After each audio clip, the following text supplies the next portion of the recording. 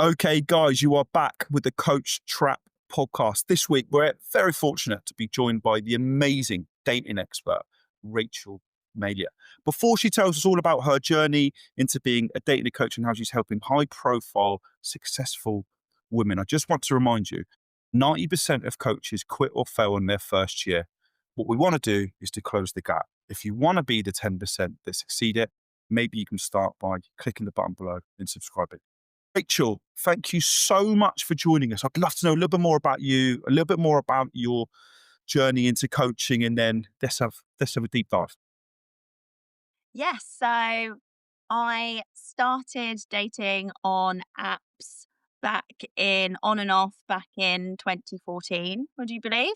And then I really took it seriously when I turned 30. Just felt that, inner clock starting to really tick and it being really loud. And I was like, right, no more wasting time. I need to get on with building the family unit that I want for myself. Getting married was really important to me first and then have children. So I just went on all the apps, tried the ones that worked, like for me, found a couple that I really resonated with, and then just went on dates. And I found that I was starting to attract people that just weren't what I wanted, and I couldn't figure out why this was happening. Tried different techniques that I found online. I tried to research it, but nothing ever quite met what I was trying to get to. And then I decided to basically just form my own strategies. Like I would, get stood up on a date and then be like, right, what can I learn from this situation instead of taking it as a negative? Um, so I made sure that I would purposely arrive 5 minutes late so that if they are actually late, I'm not waiting inside and never go to my local pub again, for example. Um, Mm. and, it kind of helps you with that dating experience. We're all very busy in our lives. And when you do find someone that you feel that you're connected to, you want to be around them all the time. And that can be, that's great that you want that, but it's also about, I call it spread dating. So you need to not see them. You need to kind of resist that temptation to want to see them, 5 times in the week. You have time to get to know them. And it's important to also date. That's the point of it. Like it's okay to date more than one person on your first couple dates. And then you can make a like informed decision because you're just getting to know people. People always think that apps are, oh, it's the app's problem, but it's really your strategy around them. An app to me is just the facilitator of seeing more people, it either in your local area or around your local area. And you've got to really nail down, what do you want within the relationship of, I wanted to get married. So then I just started asking on the first date or even messaging, do you want to get married someday? And the reaction to that wasn't always great, but then you immediately know that they're not your person because your person won't be weird if you ask them. You're not asking them to marry you right there on the day in the bar. So, you know, if they have a weird reaction, they're clearly not your person. They don't understand the question. They're just kind of freaking out. And that energy, even if they're like, yeah, like in the future, you can feel the hesitation. Whereas someone that is open to that, does want that, will just be like, yeah, in the future, I can see that, answer like a normal human would, rather than having that kind of freak out energy. And really just, highlighting, and that's what I do with my clients. I highlight those red flags that you might dismiss early on in the relationship because you feel a connection, but you can't build a relationship on just that immediate connection. It's more of building that everlasting best friend friendship, but you're kind of doing it a bit backwards. You haven't known them your whole life. So you're meeting them, finding a connection, can see that your values align, and then you're building that friendship by, you know, having shared experiences together, doing things that you both haven't done together but you're interested in. That's how you like create that deeper connection. Yeah. And then I it love worked it. out for me in 2022 because I went on my last first date and then got married 3 weeks ago to him. Oh, that's amazing. It's amazing you come full circle, if you like, right? And what I love about your message in particular is you can't lead others down a path unless you've walked it yourself. You've done it. You know, you've not just talking the talk, you've walked the walk as well, which I think is great. Dan, I think for you, you could pick up some great tips here as a single man and an I was going to insight, say, yeah, I'm learning some stuff here. which is great, and that's why we're here, right? And I think on the flip side, we can, think about how we can get this message across perfectly, right? Because life is different now, right? People aren't meeting organically like they used to, or like our parents met. Mm. Actually, I know there's loads of evidence as well, actually, that the apps are slowing down as well, aren't they? Less Mm. people are using them than sort of, than what they were. So it's a changing world, right? So it's a great niche to be in. My first question for you, and Dan, you might want to chip on, something we've picked up on in recent weeks, I'd say. I would guess that most dating advice that you see is American, right? Is not from the UK. And I would probably guess that the etiquette between UK and US is slightly different when it comes to dating, right? So we speak the same language, but slightly different outlooks, Mhm. So do you find that that is maybe an issue with your space, that it's overcrowded or a real like American voice? Was this like a big reason behind you doing it? Almost like what influenced you to go into this space? Yeah, so I originally started my dating coaching journey as a life coach. I got my life coaching certification. And yet, like you said, when I was seeking some more support, I noticed that everything was American and it just didn't, you can only get so much. But when they go into the whole business side of things, it it's not relevant to us.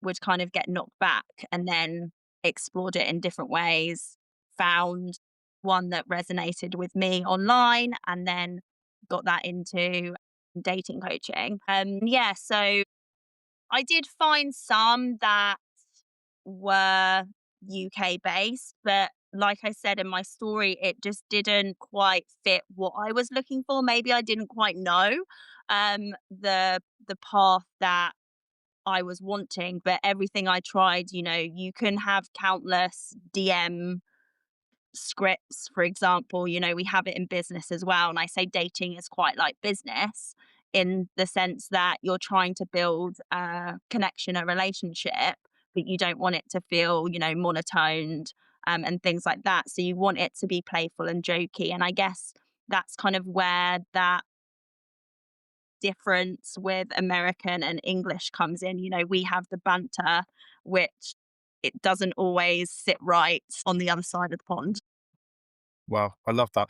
Dan, I'm going to predict something, right? When we use this software, the AI creates the title for us, gives us a list of options. I guarantee it picks dating is like business, because I reckon that is how this has changed, isn't it? Like from that organic, your parents meet maybe in the factory place Mhm. or whatever, they all get together young. Things are different now. And you can see that there's different transformations, etiquette, right? Which is really, really interesting. Sort of like pass you over to Dan. I was looking at your content and I loved it. Right? I loved the videos on Instagram. I loved the posts. Right? And I did a deep dive. Right. So the big thing that come to me was screening. Right. The idea that people, like talking about dating business, like you're picking someone for a job, looking at a CV or whatever. Past 30, 36% of women are looking for committed relationships. And Mhm. Dan, I told you before, and you were shocked, 7% of men are. So, 30% six of women, looking for, families, like you said, with that wedding question, right? Just to be forward. And that's great advice because women probably won't quite have that bravado, that sort of like risk taking, age, whatever, which I think is great. But men, 7%, which is scary as well. So actually, it is a small window that women are looking for, isn't it? A very small proportion of men, right? Which makes it even harder to get married, to date. which obviously means a great niche, Dan, as well, isn't it, in terms of this sort of stuff? Harder than you think. So, Rachel, do you find that maybe this is getting harder?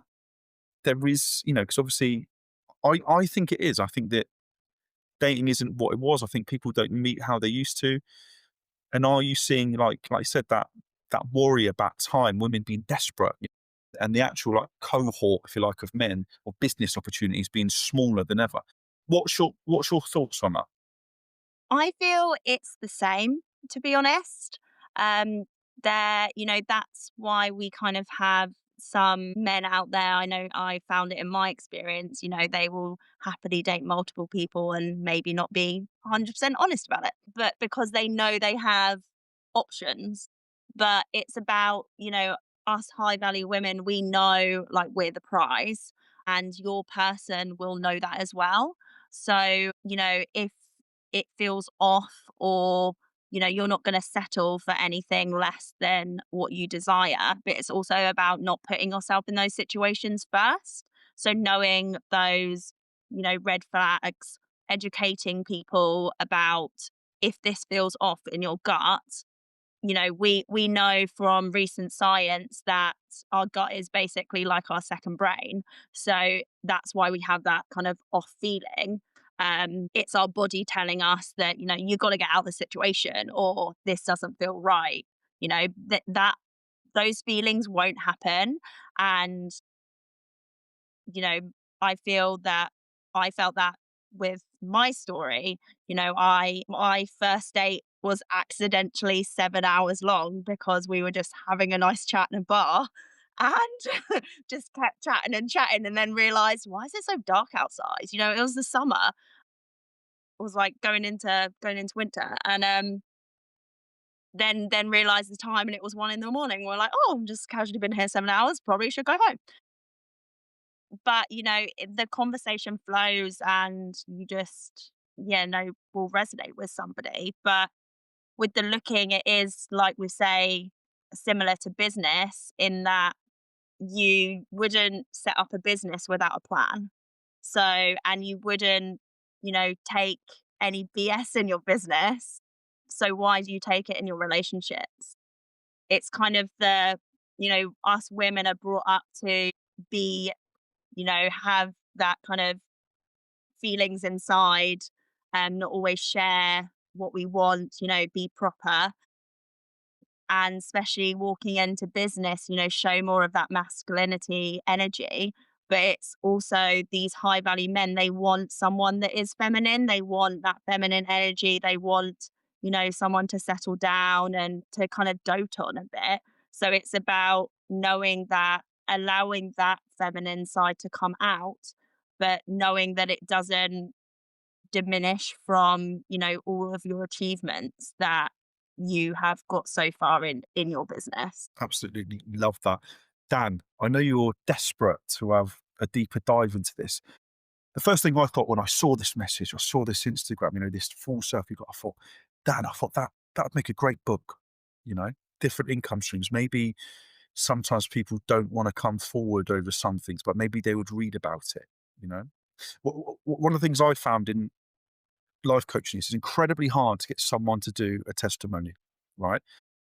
Because they don't want to admit to being coached, right? It's, Mhm. it's like a vulnerability, a weakness. And that's where I feel where books are great, isn't it? It's like a silent reach out for help. And I think that would be a great story. I think people would love that. But Dan, what's your thoughts on that? What would you do with a message like this, with a story like that? Yeah. So, I mean, it's interesting you talked about resonating with the right people, which is very similar to what we talk about with the target audience and content. So it is very similar to business, I think. The first thing that pops out at me is on all your profiles, you start the bios with high value busy women in their 30s hire me when they're ready to meet the love of their life, that kind of thing. What is a high value woman? Because the reason I ask is people want to people want like an objective thing to achieve and think, okay, that she definitely wants me and she can definitely help me and she's helped other people exactly like me. What is a high value woman? So it's somebody that is ambitious, they have a lot to give and they're most likely running their own business or high in corporate. They're having to wear that suit, put on that kind of facade as you were. Um, and as I said, doesn't take any crap basically in their life, because they don't have time for it. You know, it's about quick decision making. But then you switch that into your dating life, and sometimes it can get a bit blurred. So these women have strong, values. They know what they want. They kind of can see the goal. They know their person is out there, but they're kind of missing that extra step of the strategy. It's similar to running a business, but everything kind of seems a bit robotic because they're not allowing that kind of vulnerability that they may have hidden away in those business meetings. Someone can speak on stages all around the world and give off that energy, but that same energy needs to come into their dating. And that can be really scary when you don't know them. You get used to that confidence of being on stage, you get used to it over time, but then they're starting right back at the beginning. And after a while, you kind of forget how that feels because you're not there anymore, you're not living it. So it's about knowing that, showing that vulnerability, that's okay. And that will actually help you in this journey because you'll find and your person will want to support you there as well. And that will help, throughout the relationship too. Yeah, that makes sense. What I would do is just change high value to something like career driven or something like that. So it's objective and they know it's definitely about them. And obviously your content obviously kind of like reflects that, but they want like a definitive proof that you can definitely help them and you've helped other people like them before. So that would also help with the book as well, Greg. Is defining exactly who you want to read it and who it's for, because otherwise you get people who might be thinking they're high value women, but they're in like a completely different world Mm. compared to like the career focused thing that you're in. So yeah, what do you think about that, Greg? Yeah, I think that's right. It's an interesting thing about where to find these people. That's the first thing that comes up to me. Career-driven women, high achieving women, etc. Right. And the thing that comes to mind is this, Dan. We've spoken to people about this before, and clients. So I was in Bali, down country Soul. It was a really spiritual place, right? You could see why mindfulness, yoga, Pilates, all that sort of stuff would do really well there. It's not going to do so well in the north of England, in Chester, is it, Dan? Where Probably not. you're from, Rachel? Do you find that's like a similar problem? Because this is what Dan is really good at: is where are these people? Are they in the cities? Are they in the UK? Are they working 9 to 5s? Are they digital nomads sat in Mm. Bali, so do you find that, that you're from the UK? Do you find that that's what your message resonates with most? Or, let's talk a little bit more about that, because that is that high performing, that high value woman, isn't it? Is, Mhm. where they are, what they do, what pressures that they go through. And then I've got a really good question that might test you a little bit, Dan, I think as well. So yeah, Rachel, what's your thoughts on that? Yeah, so I feel that it's quite funny because if you're on, say, all the platforms, which I mostly am, but I spend most of my time on Instagram. So most of my insights, for example, are obviously from Instagram. And then I find that my stats change depending on, say, what time I post. If my weekly kind of reviews are um, a few weeks ago, they were in the evening because I was posting all in the evening. But then I've just been on honeymoon and I was posting in the day because I had more time in the day. So now those are reflecting them. So I think that you don't want to get stuck into what time you're posting. I don't think it really matters, to be honest. And the areas that you post, obviously, Brighton and Hove is quite high because that's where I'm from. Southeast of England, UK in general, that's always quite high. But then sometimes it does spike in other places because I've traveled all around the world in my life. So I've got different family, friends, connections in different places. Yeah, I think it kind of just depends what your main focus is at the time. I've seen a spike in LinkedIn as, you know, posting more consistently on there. Same with, TikTok, it's all about that consistency. It's less about,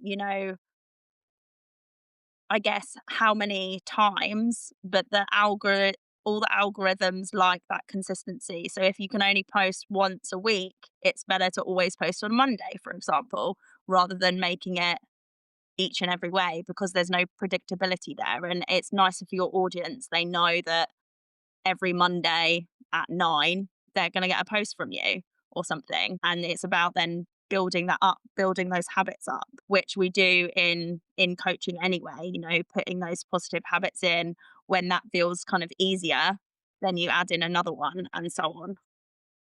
It's amazing. Dan, just before I pass it to you, the question's going to be for you. How would you market this, right? So, Rachel, when I see high performing women 30 plus, right, I think attachment styles, right? So I think that, we're all a product of our environment. So a woman at 30 is going to be very different to 18, right? So in 18, you go in there and the blinkers are off, right? And you go with gut instinct. You talked about that, right? Going with your gut. But at 30, you're very different, influenced by what has happened to you throughout life, right? And you treat things very, very differently. And actually, there's big coincidences that the best possible version you are, the happier you are, the more likely you are to meet someone. So, if life's going well, you're going to put yourself in a good position, to meet someone. Projection, right? And you talk about screening, you talked about this sort of stuff. Do you feel that that is a great talking point for you? What's happened in the past, maybe forgiving it, leaving it to look forward.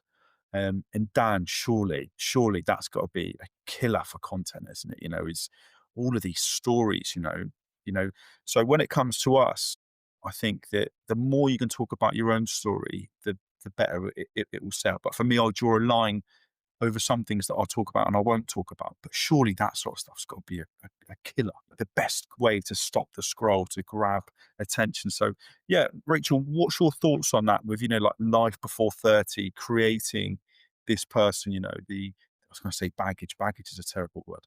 How it creates someone past that day, because screening, the idea of looking differently, being cautious, dating as a business.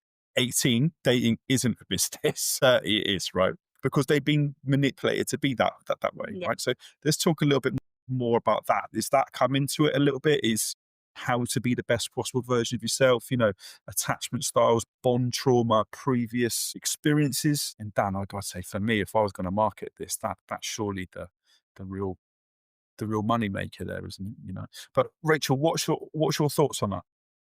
Yeah, definitely. I mean, I have a background in attachment theory through my education degrees. So I use that a lot in how I coach these women. I think it's very important before you start dating to, if there's any underlying issues from your past, you need to work on them. It's not going to be easy, but you don't want to bring that within to your relationship and then into the conflict that will happen because of those things you haven't dealt with. It's not about, yes, you have when you're in a relationship, you're with your partner and it's about, compromise and things. But if there's something that triggers you, you need to work on that and you need to know how to mediate that within yourself, whether it's, doing breath work or just having 5 minutes or being able to articulate that this is triggering for me and I need to walk away. Because that's when you get into different situations. It's very important to always do, those deep rooted, good, positive self talks. And, I help with that. But if you haven't done that work already, then you're not ready to move into the next journey of dating. Like, you need to know that you are the prize, and each day you're doing the things to make sure that you know that you are the best version of yourself. And that doesn't always mean to be positive every day. We're not robots.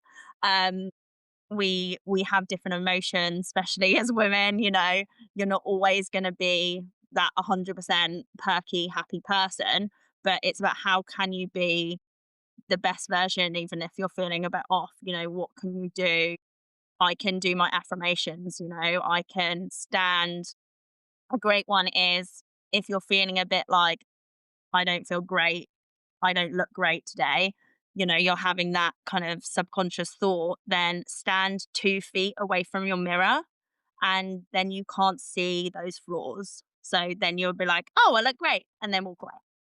So it's those little, exactly. It really does work. You're like, we know what 2 feet is. We had COVID. So just walk, just stand that 2 meter way. Yeah.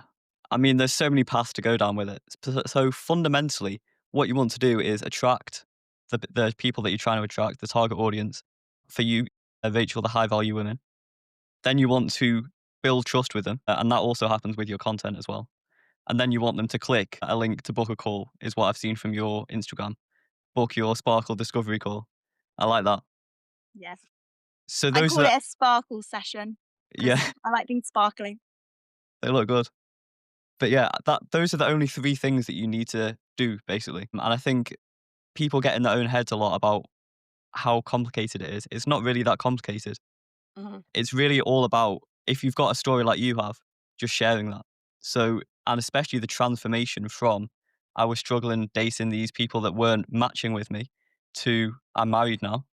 That really resonates a lot.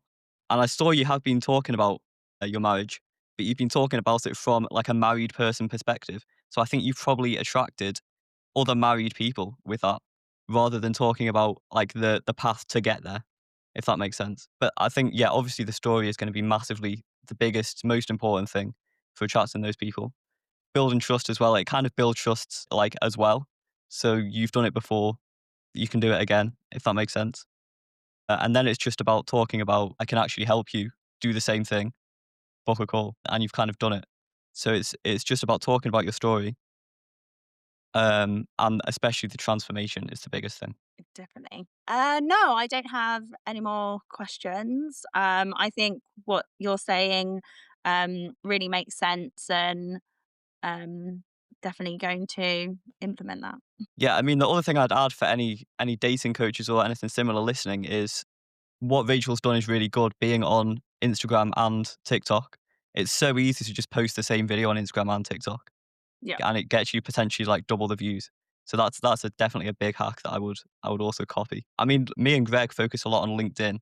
I think LinkedIn with this one is a little bit, I don't know if it would work, because obviously you've got the successful business women on LinkedIn, but are they going to engage with Hmm. dating content when their boss is potentially looking? Like, I don't think it would work.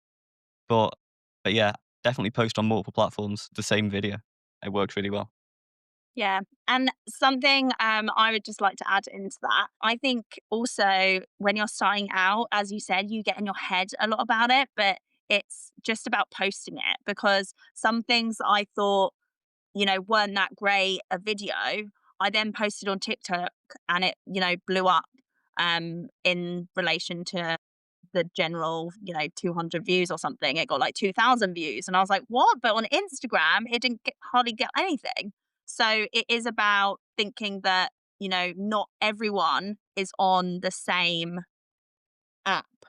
There are different people there. So you're reaching a different audience, and something that doesn't necessarily resonate on Instagram could blow up on TikTok or vice versa. So it's important about just, trying it and keep on trying it and changing the hook and doing that multiple times. Like, you don't always need to create something brand new. You just need to figure out, what works from your insights, and then just keep on giving that in your head. Mm. If they go to my Instagram, so that's at Rachel Mailer Coaching, then they can click my Linktree link and they will see there that they can book a 60-minute complimentary sparkle session.